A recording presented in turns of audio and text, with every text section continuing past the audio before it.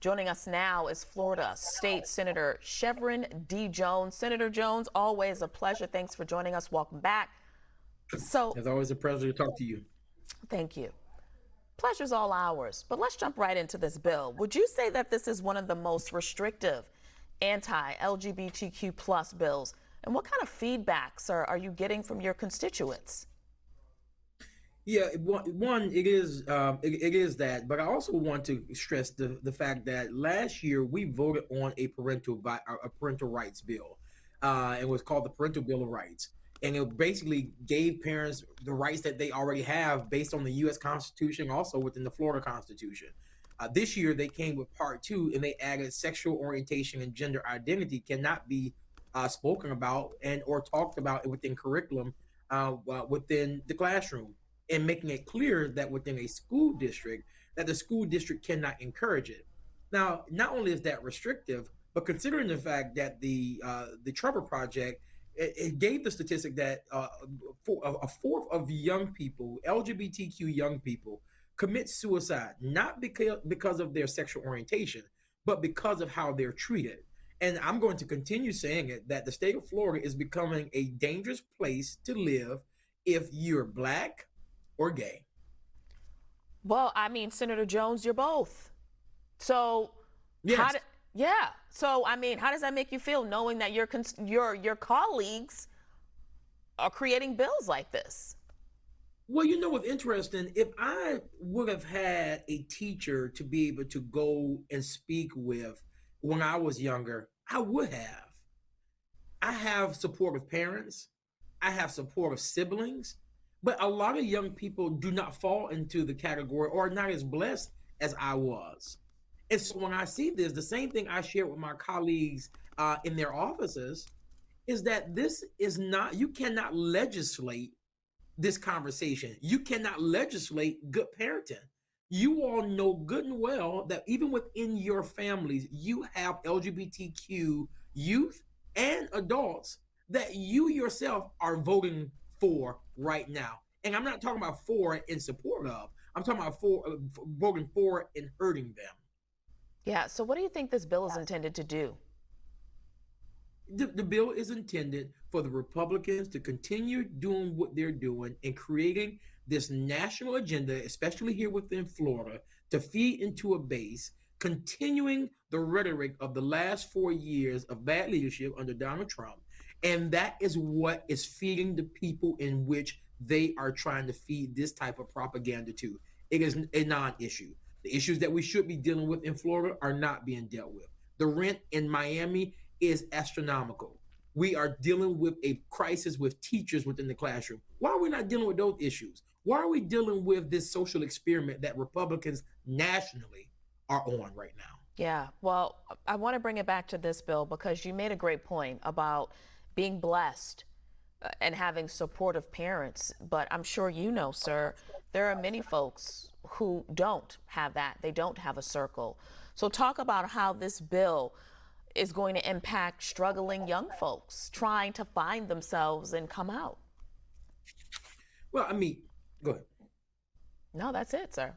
Floor's yours. Oh no, well, I mean, well, it's clear that LGBTQ youth are inherently prone to not only just the suicide risk because of their sexual orientation or their gender identity, yeah, but rather placed at a high risk because of how they're treated. But I also want to make it clear that what this bill will do, young people will die. It was said by Chasten Buttigieg, and I echo it because I agree with it. Young people will die because young people do not, many of them do not have supportive parents, do not have family members. Yesterday, even talking to the bill sponsor was asked, yeah, what if they do not have supportive parents? What if they don't have supportive guardians? He went back and said that this is not about having a conversation. This is about them making sure that they know that teachers are not in the classroom to deal with social engineer problems. Yeah.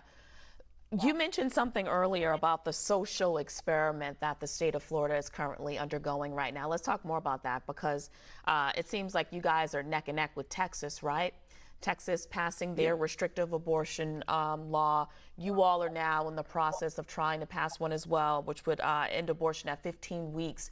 Doesn't include incest, rape in that bill as well. I mean, talk about how these are all major issues that will impact poor, low-income Black and brown folk.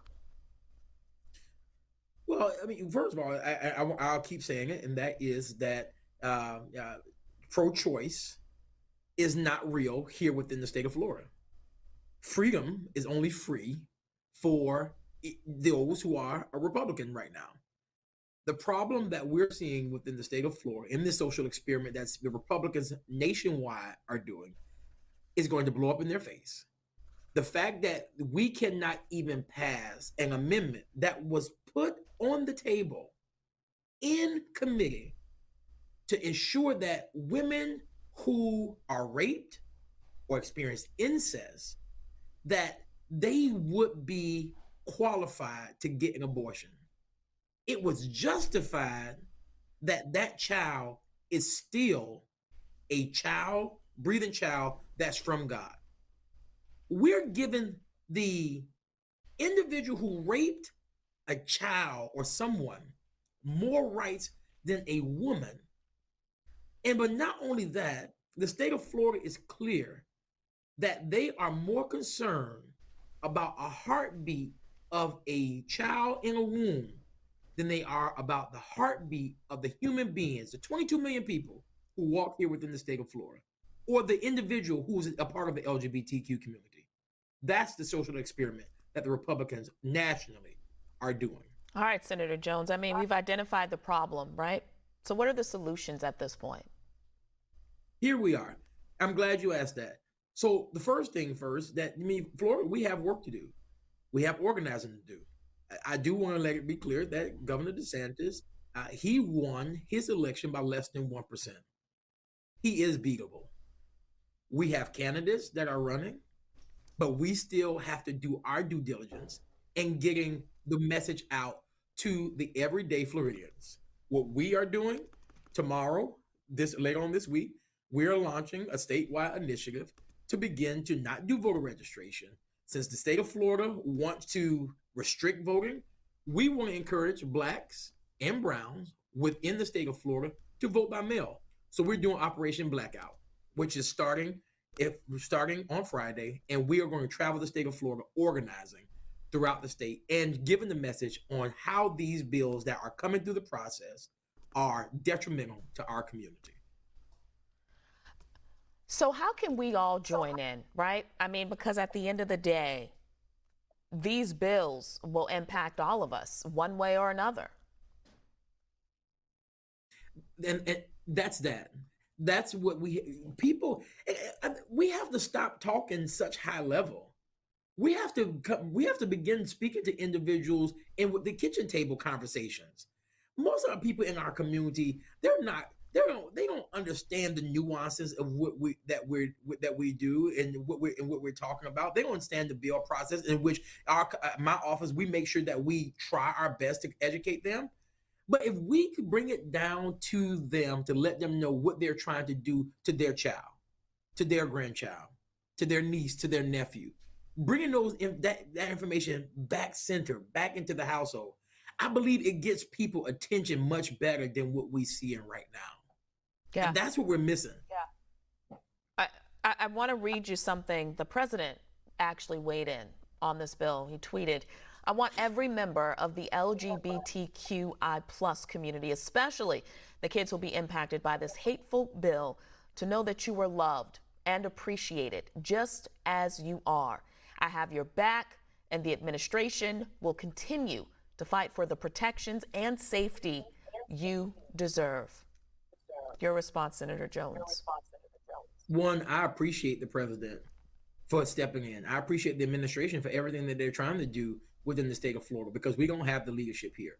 But I want to ask the White House to go a step further. I want to ask the White House if they could assist in encouraging businesses to stop doing business with the state of Florida as long as they continue passing these type of laws. This is a social justice issue at its forefront.